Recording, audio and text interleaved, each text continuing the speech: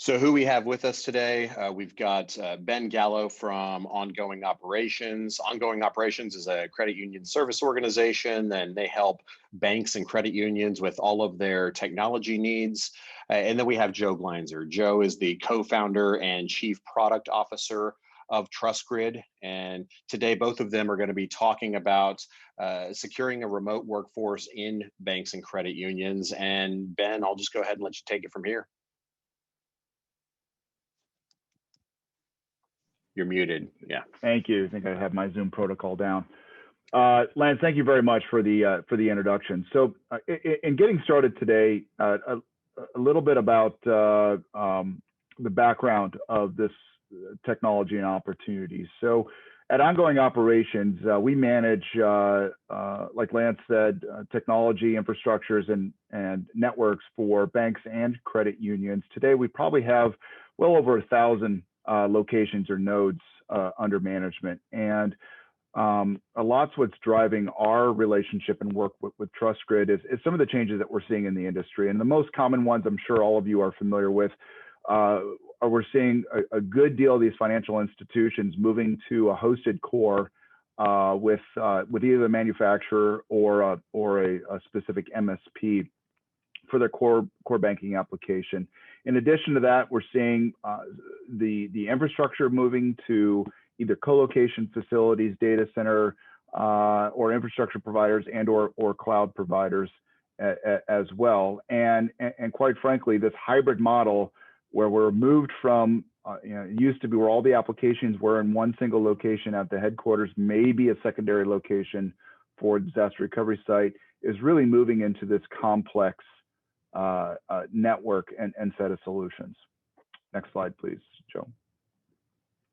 The other big changes, the other big changes we're seeing is, of course, we just did a meeting with 17 of our investors, which all happen to be CEOs of financial institutions. We asked them this very question: is, how many of you are going back to 100% in the office, or are you going to maintain a percentage of your workforce at home? And every single one of them said that they would be maintaining a certain percentage of the workforce, if not 100%, at least partially, continue to work from home. So this new model of our hybrid workforce, especially for financial institutions, is here to stay. It is the new normal. And some of the other changes we're seeing is we're also seeing a lot of our financial institutions moving towards hosting in SaaS applications. So looking at lending programs or lending services, as well as mobile banking is moved offsite as well. And then the number one security engagement that our company, Ongoing Operations, has been working with on the side with our FIs is to assess the security and the cybersecurity gaps with their at-home workers, right? Where we have folks that are working from home, may have a variety of different antivirus or security tools running on their machines that are attached to unsecured home Wi-Fi devices. And really, there just hasn't been enough time to add the technology and the budget to put in the types of security solutions for this new hybrid workforce. Go ahead, Joe. Next slide. So in all of this is on top of the fact that us as an MSP, we're managing these networks on a daily basis. So the level of complexity that even we've seen, moving from, say, 1,000 nodes, including financial headquarters and their branches, and maybe there are a couple of data centers here and there, has really been escalated and grown exponentially when you add in the additional complexity of these employees working from home. And personally speaking, to what we see on a daily basis is our work, the amount of work that's hit our team has skyrocketed. And we're getting calls from now end users where usually we've got full insight and management of the entire WAN and LAN of these environments, to now we're dealing with Cox and Comcast connections. We're dealing with having to have CFOs and loan officers reboot their routers and really work through a multitude of problems and issues where it really pushed Ongoing Operations to look for a solution to help solve this issue, because Like I said, it tripled the amount of work that our team was doing on a regular day, and it added to, I'm sure all of you've seen, a great amount of increase in frustration by these people and employees that are just trying to get their jobs done. Next slide, please. So on top of that, you have the fact that security and protecting member and customer data is absolutely critical. You've now added that complexity of the fact that you're pushing more and more banking customer information and PII over this network. And for those of you that I'd say it used to be over $1 billion in assets, we're seeing that creep down to $500,000, even under 250, 200 million in assets, where the regulators and the examiners are coming in and looking for encryption. They're wanting to say, yes, do you have encryption at rest, but also do you have encryption in transit, and how are you controlling the security of your banking customer data all the way from the endpoint of one of your employees sitting at home to any myriad of number of points across this new very complex WAN LAN, this very complex hybrid environment. And then, oh, by the way, show me your management of patches and updated and documentation and how you're managing that security. So as we all know, having to sit through, I myself am involved in hundreds of these examinations every year. The problem has just become that much more complex, and the burden has really fallen on us and our financial institutions to continue to prove to the regulators that, yes, we are managing the security and documentation around these networks. So again, the problem continues to be an exponential one, which has really pushed us in this direction and our relationship with TrustGrid. Next slide, please. And at this point, I want to introduce Joe, because he's really the one that helped kind of bring us to the solution that you're about to see. Thanks, Ben. Welcome, everybody. Appreciate you attending today. So Zero Trust Network Access is a new technology. We're going to talk about this some today. A phrase like many coined by Gartner, a major technology analyst group. Another acronym to keep in mind, ZTNA. But really what ZTNA is promising users is to overcome many of these challenges with work from home scenarios that Ben mentioned that Ongoing is seeing within the credit unions that they support and banks. So it is a new technology. It is a way for these users to connect to applications without the hassles and complexities of using a piece of software installed on a remote computer, what we call an agent. This is a way that many other firms have embraced. Many of the largest networking and security firms in the market today are offering a solution like this. And the unique relationship between TrustGrid and Ongoing Operations allows us to offer a solution that is tailored specifically to the needs of community FIs, banks, and credit unions throughout the United States. So really at the heart of what we're talking about is the use of secure encrypted connections.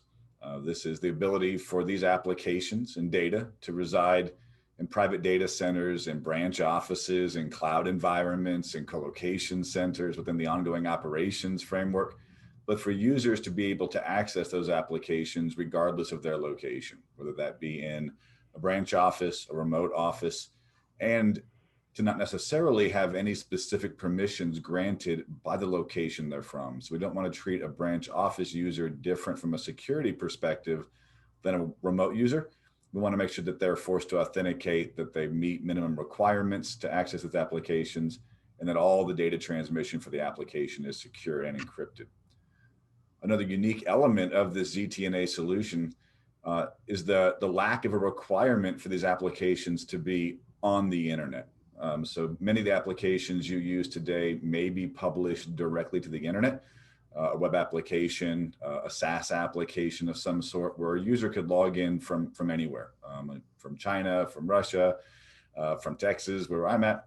And really, obviously, that presents some unique security challenges. And so one of the ways that ZTNA handles this is by moving a lot of the security and encryption behind the scenes, so that the applications within your data centers and your cloud environments are only exposed over these encrypted tunnels. There's no way to access them without authenticating into this ZTNA tool initially. So ZTNA really presents some very compelling reasons to embrace this over modern VPN solutions. First and foremost, obviously, security and compliance start every conversation that we have with the community FI space, with credit unions and banks today. Obviously, those are paramount of importance to our customers. However, as we all probably can attest, we know that as security and compliance, as these processes and controls increase, they frequently come at the cost of productivity. So as TrustGrid designed this solution, as we've rolled it out, we really have kept a very strong focus on maintaining that high levels of productivity that these banks and credit unions require of their staff, regardless of the location that they're working. So how does this compare to the products that you probably have been using for many years now? I think most of the folks that we are talking to have had some VPN exposure. That may have been a very small percent of their work staff, of their staff before, but that's obviously grown with the pandemic, as Ben pointed out earlier, likely to stay a major trend for them. And many folks are reevaluating that VPN technology. What might have been a minor hassle or some minor nuisances 2 years ago, with increased usage and scale and importance, have really proven that this technology is out of date in many cases, can't accommodate many current use cases, and has some security and compliance challenges that really come to the forefront now with the increased usage. So really, when we look at this slide here, we break down some very specific differences between the two technologies. But what I can tell you that our customers are telling us is the existing VPN solutions either are not accommodating all their applications. So there may be some SaaS applications, some web applications, some hosted cores, et cetera, that require some of them to use multiple VPN tunnels.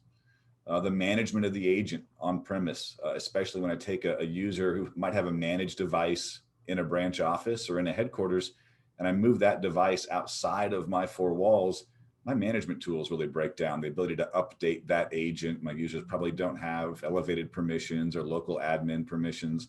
So I'm struggling with that piece. I may want to make changes to the version that I'm running. I might want to upgrade the solution, and I'm having to do that in a much more manual way than I ever had before. So we're really looking for a way to deliver the applications without the requirement for the VPN solution as well. Authentication can be a hassle. Either we have users that have a separate login for their VPN agent, credentials that have to be rotated, users that forget passwords. Many of these older solutions don't have some sort of method to go and do a forgot password lookup. They're wrestling with that. Or you're having to worry about things like radius integration, that is, another system to manage internally, another point of failure, it goes down and now our users can't connect.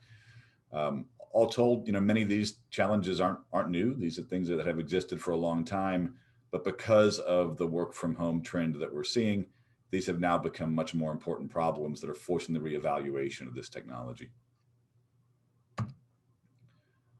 So TrustGrid's remote access solution seeks to address these challenges.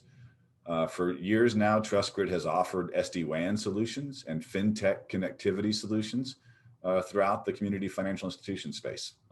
About 850 credit unions and banks throughout the United States use TrustGrid's solution today to connect to a fintech provider or deliver SD-WAN solutions. And we've leveraged this existing technology to add on this user-based remote access over the last several months.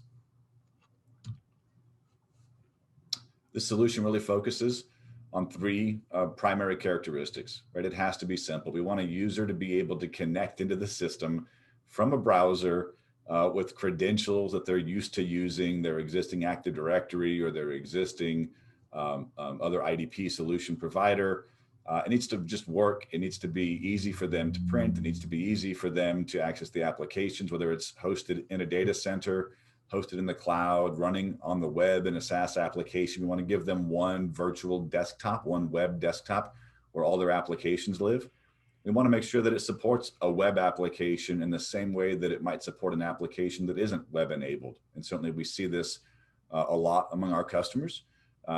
Many of our competitors in the space have said we're only going to support web applications for this. And that leaves a lot of folks that now are going to be forced to balance multiple different solutions again, a VPN solution as well as a ZTNA solution. From a security perspective, I think one of the coolest things that we're talking about is this concept of a dark web or a cloaked network. It sounds sort of Star Trek-y, and as a geek, I like that about it. But what it really means that we talked about earlier is those applications aren't exposed on the internet. This can be something as simple as like a Salesforce login. I think we're all at least somewhat familiar with that application that usually can be accessed from anywhere. We then limit that access to a specific IP range, and our users now have to go to this portal, to an agentless website, authenticate, and simply click a link to access it. However, if an attacker, somebody that even had the credentials to authenticate to Salesforce, was trying to access this from another location or from their home or their office, they wouldn't even see that access. So there would be no method for them to log into that system. That's true of all private applications as well. So if you're running an application in a data center, a core banking application, or it's hosted at ongoing, you don't have to access that. You cannot access that before you authenticate to the network itself. Finally, compliance, and speak to that here. TrustGrid is a SOC 2 Type 2 organization. Our customers are audited annually, like many of you. We've been through that process alongside ongoing. Obviously, they've got a lot of experience with that as well. We know what that's like, and we know how to make that as easy as possible for these systems. We don't want to cause any more work for you with those auditors to come in and get the data they want. And so we make it very easy to export those reports from our system to give them the data that they're looking for. Just go ahead and check this box and move on to the other systems very quickly. Great. So I wanted to share this as an example of a current customer that we're working with and migrating to this solution. So some of you might be familiar with a model like this. So in this particular example, this financial institution, they have their headquarters represented in the middle there. They have roughly about 8 branches. Several of those branches are connected via an MPLS network, and then they have some branches that fall outside of the MPLS connectivity, and they're connected via only VPN. For the MPLS branches, they also have a VPN backup. The branch or the institution also outsourced its core processing, so they've got a primary data center up in the northern Midwest. Their secondary data center for the core is down in Colorado. They have also co-location facility that they've got production hosting in, and they have a disaster recovery site for that. And then added the additional complexity after the coronavirus hit, where now they have the majority of their non-branch employees that are working from home, and all of them connecting via VPN. So just managing in a day-to-day operations is all-consuming for an environment like this, especially when you're trying to roll out a change and ensure that you have the right security, compliance, and patching. When you do a DR test in an environment like this, I'm sure all of you can imagine that's a disaster on top of a disaster, and the additional added complexity, especially with the end users and employees, has just been atrocious. So this is a very common type customer that we're seeing, and this is the very reason why we looked at and have started implementing the TrustGrid solution. Joe, if you want to go to the next slide. So in the new scenario, what we're able to do is deploy the TrustGrid infrastructure out on top of everything. So in this particular scenario, there were still 3 years left on the MPLS contract, so we weren't able to get rid of that.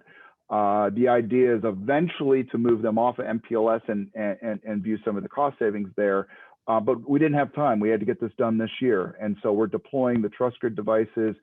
Those will be the termination points for the MPLS as well as the ISP backups, and of course will be the primary for those branch locations that only have ISP internet connectivity. We're also deploying TrustGrid nodes out to all of the other locations, the disaster recovery for the infrastructure, as well as for the core provider, and then utilizing the end user agent in order for the end users to connect to it without having to set up VPNs as well.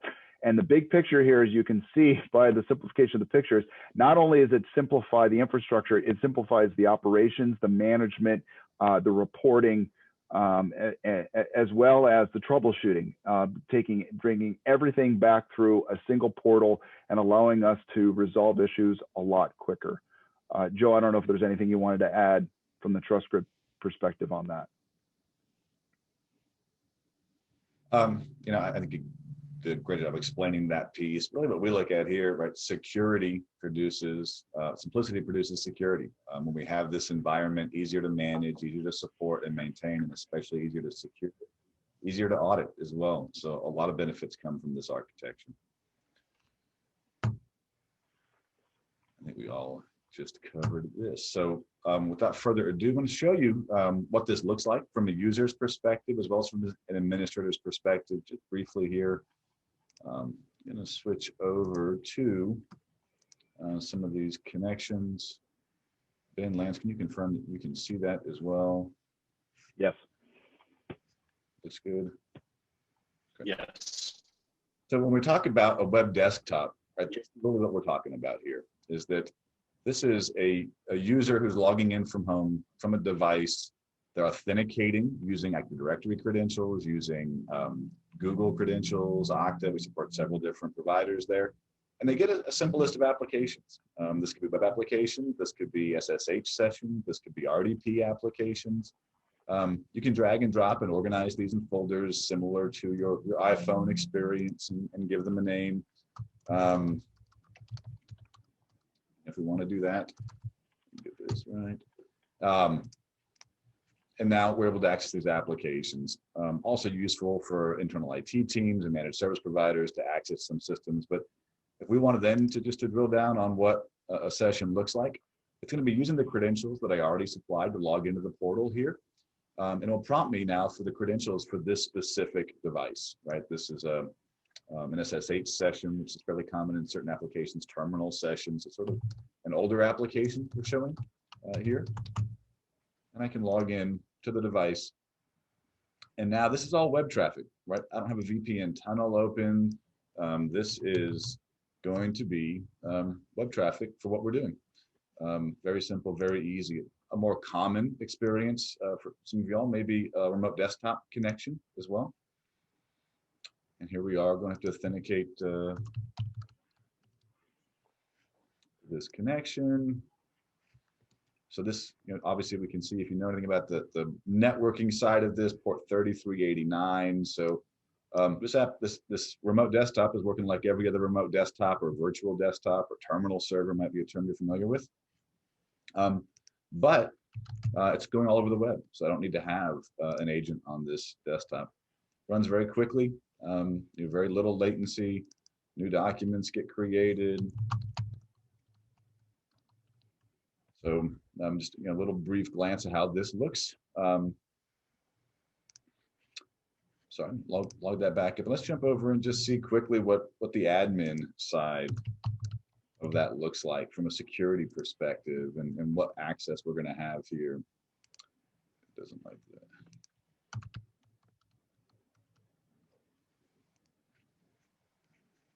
So now that we're going to log in this session, I want to see what this looks like. So this is the TrustGrid admin side. Many of you will never have to see this, but I think it's important to understand the level of security and control that we can create with this, as well as the ease of management, because if this system is down for maintenance or it's experiencing some problem and we're not able to access it, it doesn't give us any benefit over a regular VPN.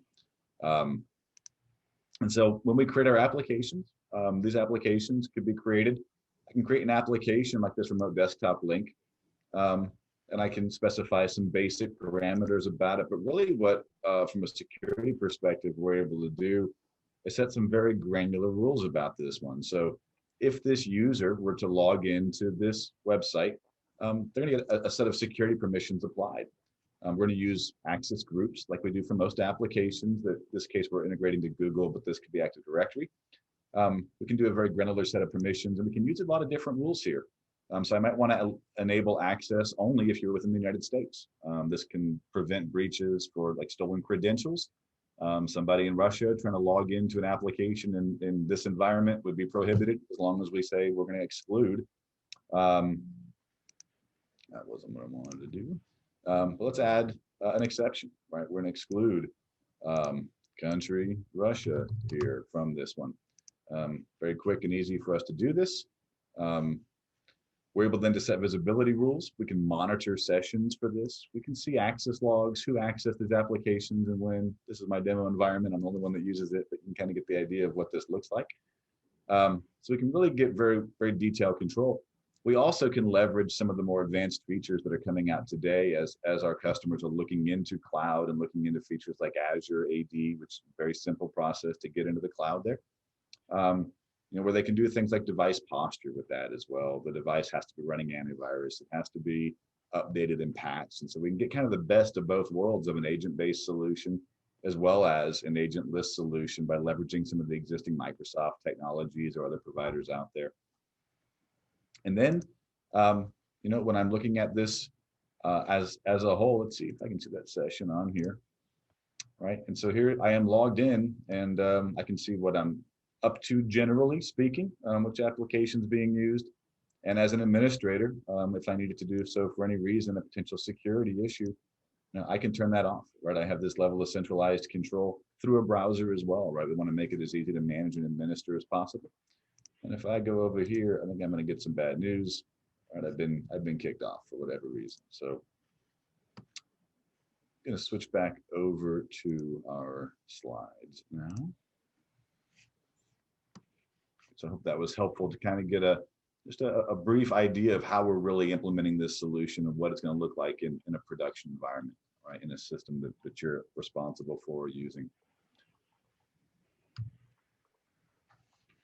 So we'll talk a lot here about the connectivity platform that we offer. As I mentioned earlier, and as ongoing operations is really embracing as a very valued partner. It's about remote access, but it's so much more than that. So the same solution that you use for your remote access can be used for your site-to-site encrypted networking. Those can be connections that you're running from a credit union to a fintech provider. Q2 is a large customer of ours. Aperture, that was Funds Express, a large customer of ours. Many hundreds of FIs there. It also can use to connect to a service bureau or a host for your core banking or a managed services provider or a security provider. Ongoing operations doing a lot of those different things for their customers.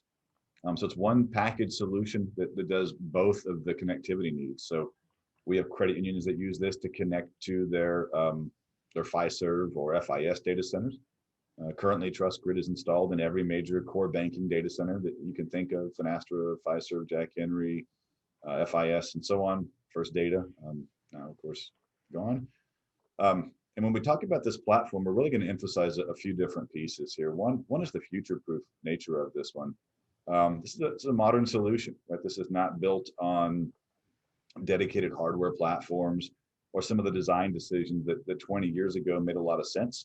But as the world has changed here, both technically and operationally, those things don't scale well anymore. One great example of that is many of our customers historically used a VPN appliance or a next generation firewall technology that also offered VPN connectivity. You might have logged directly into the firewall. That was a really convenient way to do things 5 years ago, 10 years ago, 20 years ago. By getting a lot of security services bundled. However, it's really dependent upon a physical location, right? Firewalls work best in branch offices. They work best in headquarters environments and data centers.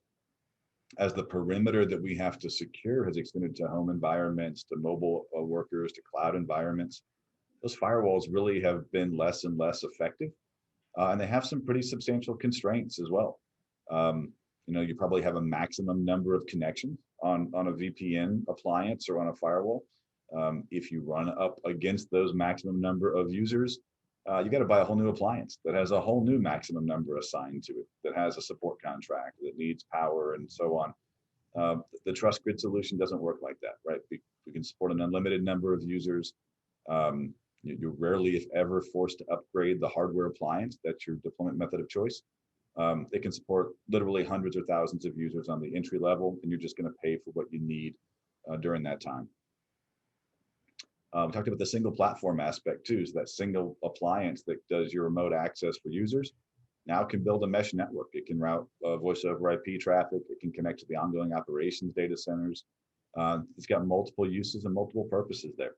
And it intelligently leverages some cloud technology as well to make sure that it never gets overwhelmed. And of course, to hide some of those applications that you're publishing into that environment. We want to talk about connecting any application, any system, any user, right? So whether it's ATM transactions, whether it is connections to the fintech providers, mortgage payments, loans processing, account origination and opening, all those work very well over a TrustGrid solution. And then with our partnership with Ongoing Operations, delivered as a managed service as well, right? So this is not going to add workload and complexity and hassle to your internal IT teams if you have those. It's delivered as part of a solution. So the updates happen automatically as part of our services. If it has an outage or an issue, which obviously is very rare, we're able to help with that included in the service that you're providing here.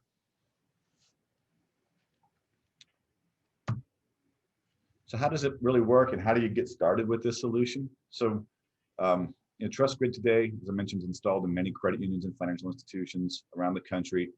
And the first step really is to get a TrustGrid appliance into your facility. This single appliance can be installed by itself. It can be installed as a pair. It gets delivered pre-configured. So there's no configuration work that your team has to do. It's not yet another IT project that has to get accomplished.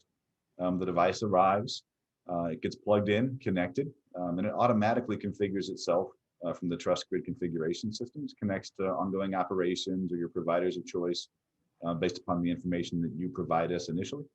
And then, is able to start routing traffic right away. It's very easy to get installed. For remote users, we want to set up applications, as you saw in the admin portal, configure core banking access or configure other systems. Make sure we have that MFA, that multi-factor authentication configured for both good security and compliance. And then handle any other connections that have to get set up there. And that's really done in a white glove approach. We work with the Ongoing Operations team and the credit union or FI that's installing the system to make sure that it's configured to meet all their needs, all the logging and security setup. So there's not a whole lot to learn about this. This gets done as part of the subscription.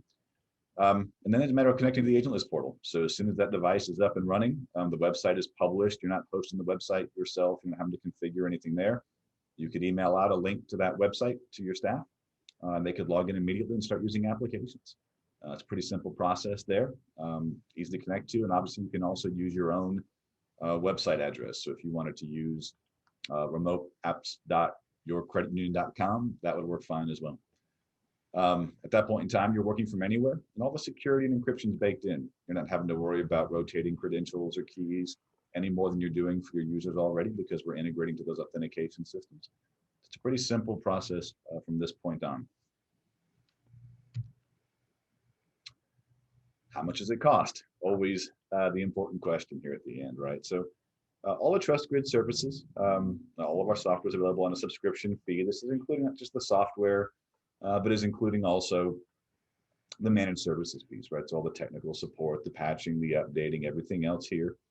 End users for that ZTNA access product are retail priced at $12 a user a month. And then you typically will need a gateway node, as noted here, at each site, if it's branch office connectivity you're doing, or in data centers to expose applications, or if you have public cloud environments to get that configured. A one-time setup fee is included.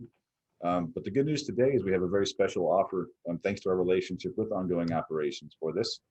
We're able to offer 1 year free on this remote access solution that you see up to 50 users, 50 named users that are working from home or remotely. All that you pay for is the subscription for the TrustGrid node in your data center and your branch office, whatever configuration may be appropriate in your cloud environment. And that's a free year you get on that agentless solution.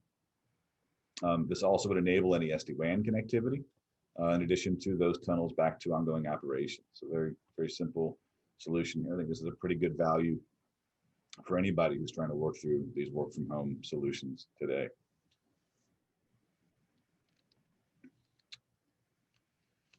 So just a basic background about TrustGrid here as we're wrapping this up and can move on to some Q&A. Today, TrustGrid has over 2,000 installations. We really were born in the community banking space and credit union space in the US.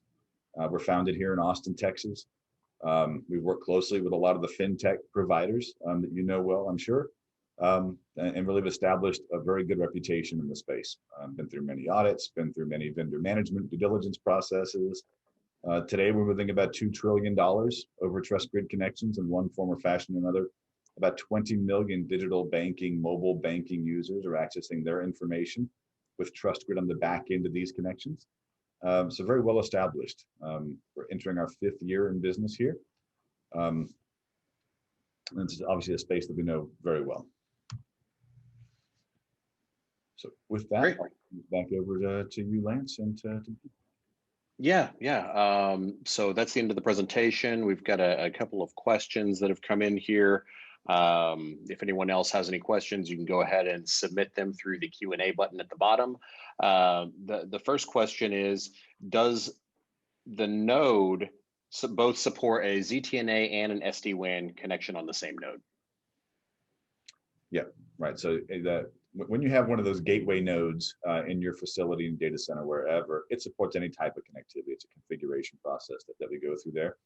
So it can connect to many branches, connect to ongoing operations data centers, and then also enable that remote access for your users. Okay. Next question, is there a limit to the number of concurrent users on a node? So it's a bandwidth issue, right? And that really doesn't come down to the hardware appliance. Most of what we showed you today, right? Web applications, RDP, those are very minimal bandwidth. So the entry-level hardware appliance, if you were to install that way, would support hundreds of concurrent users there. The base level model we offer supports about 150 megabits a second through it. And then you can upgrade that. So we can size that for whatever that need is. Obviously, hundreds are a lot, but we can work with you to make sure you get the right device in there. Okay. Next question, can users inside of a branch use the ZTNA to connect to their applications also? Yeah, that's, I think one of the interesting parts there, and really the key to that zero trust piece, right? Zero trust is a phrase you're going to hear a lot about. It really is the next generation of security technology. And whereas it used to be that if you were in a branch office, you were given some special privileges, some network privileges or application privileges, some security posture based upon where you are. And I think as we've seen all too often, that's a pretty lousy way to handle security. Once you break into that branch office, once you have a malware installation in the branch office, they essentially have the keys to the kingdom. They have unrestricted access to go from branch office to branch office over your MPLS network, connect over one of those many connections that we've seen. And there's a lot of real world examples in the industry where that has happened from major core banking providers, some of which you might have been affected by several years ago. With the trust grid solution, we don't want that to happen, right? We want to make sure that if you're going to access applications, you're going to do it in really with the phrase micro segments. You basically get one dedicated network connection once you log in. When you log out, it's gone. And so if somebody else were to take over that machine, they'd have access to nothing. So we want to treat that branch office employee in the same way we treat that remote worker. And that works for most people. I think there's definitely you got to have a high degree of interest in security. But you also can disable that, right? So there's not a mandatory feature. Some folks don't want that and do want the ability to access any application from the network. So it's up to our users, but we do recommend we treat them the same in and out of the office. Are your services available to other countries outside of the US? Yeah, so today TrustGrid has deployed every state in America. We have deployments ongoing in Latin America and in Europe as well. Every U.S. territory, way out in the Atlantic, all the way out in the Pacific and in between. So if you let us know where you are, we can work through that. There's obviously some restrictions to that, but probably ones that you're already familiar with. And last question is, do you support Active Directory integrations? Yeah, it's critical for us that our those users, when they log in, it's simple and easy, right? So we want them to use the same credentials. Today, we do that through connecting into Azure AD, which if you haven't gone down that road yet, that's really probably the way of the future, where it's going to be done very quickly. And Microsoft offers that integration for free for users of their servers and their Active Directory systems. It takes a few minutes to get set up. And then that same credential you use to log into your Windows desktop, then it can use to log into the agentless portal and some of those applications as well. Great. That looks like all the questions that we got. Thank you again, everyone, for attending. Again, we will be turning this into an on-demand stream, so check your email for correspondence on that, and we wish you a great day. Thank you. Thanks, guys. Thank you so much.